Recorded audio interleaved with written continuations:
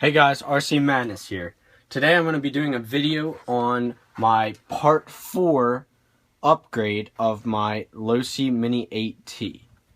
This is going to be a rear shock tower by 8ight-t, and you can see it right here, and the part number is 1466. Mini 8T Truggy carbon fiber shock tower. I have installed the front in the last video for upgrade 3, and then upgrade 2 was these little washers behind all the shocks.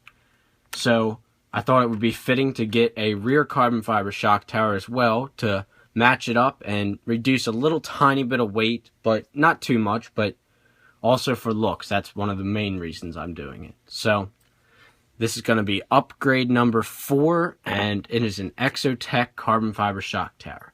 So if you watch part 2 video where I do the front one, this is basically the same thing that you're going to do in the front and the rear. They're basically the same, just maybe a little bit different, but not much at all. So you're just going to want to do the same thing for back here. So I am going to show this in time lapse, so it's going to be very quick, and I'm not going to go through each step on how to take this rear shock tower off, but I am going to show you it very quick, and I'll talk about it at the very end. This is going to be a quicker video than part 3, which was the front shock tower. So let me get started on it, and I'll be back to talk about it once I get it on in just a second.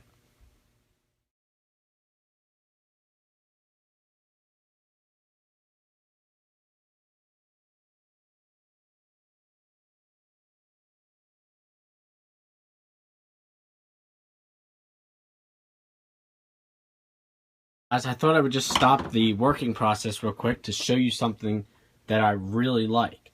Now, if you watched in the first video, you will see that the front shock tower had a spot for a 1.5 millimeter wrench on this side and this side, which I actually ended up stripping out one of those holes and had to saw it so I could get a flat head in there, and that just didn't turn out well. So I really like looking at the back here and seeing that there is one spot for a 1.5 millimeter wrench, and the other side is good for a T-wrench, which I thought is very cool. That way I can just put a T-wrench on this side and a millimeter wrench on this side. So I thought that was very nice that they did that in the back. I would have liked to have seen that in the front. It actually would have saved me from ruining my shock tower because it's all scratched up. So you'll see all about that in the video number 2 of my part 2 upgrades, but I do like that that has that nut on there, so I can just take that off. Let me keep working on this and get the new shock tower out. Now we've got it off. Now we're going to go ahead and just cut this package open to this new shock tower. And looks like I didn't get it all the way. There it is. Now I'm going to do a side-by-side of this one versus the rear one. I did the one in the front, and the front one was actually just a little bit bigger. So let's do it on this one and see what it looks like. Yep. Looks like even here, actually, the carbon fiber one is a little different. It's got the exact same holes, and it doesn't stick farther out on either side here. But if you look, it actually, because this one, you can see where this one has this very sharp turn right here. Almost a 90-degree turn. Actually, it's a little more closed than that, so it's almost a 90. Where this one, they've actually reduced it a lot, so it's a more gradual curve.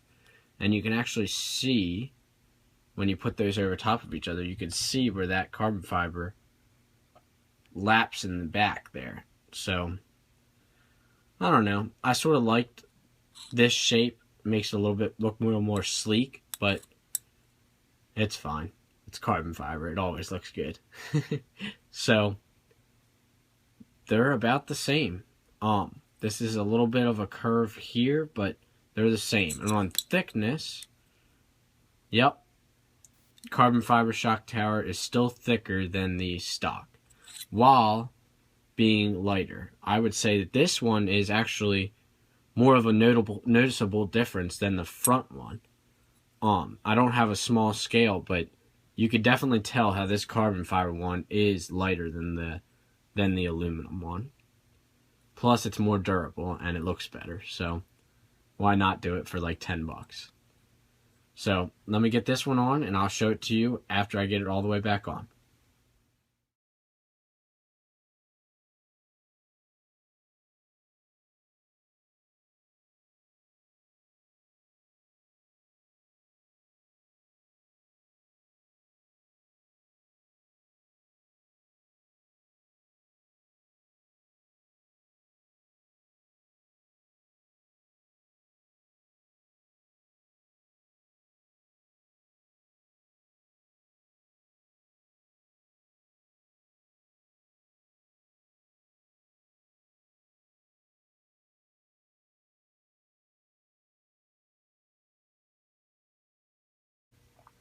So, I just got it all done.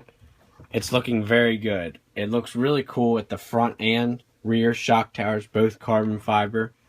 I like 8ight-t's parts a lot. I think they're very nice. I'm actually going to think about getting this center plate carbon fiber, and 8ight sells a few more things, and I'm impressed enough with these two things that I believe I may go for some more of their parts.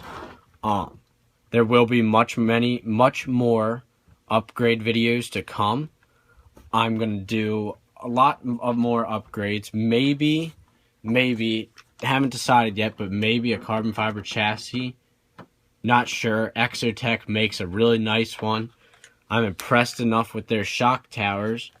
I'm going to see how they hold up, and if they hold up well, I might slap one of their carbon fiber chassis on here. But there's going to be more upgrades to come. This was a nice, quick, simple upgrade that lightens up your car, makes it more durable so it won't bend when it's aluminum like this, and it makes it look good, and it's fairly cheap. So I would say that was a very good upgrade, very fun to do, and it makes the car look great. So that was upgrade 4 for the Losi Mini 8T. Thanks for watching, guys.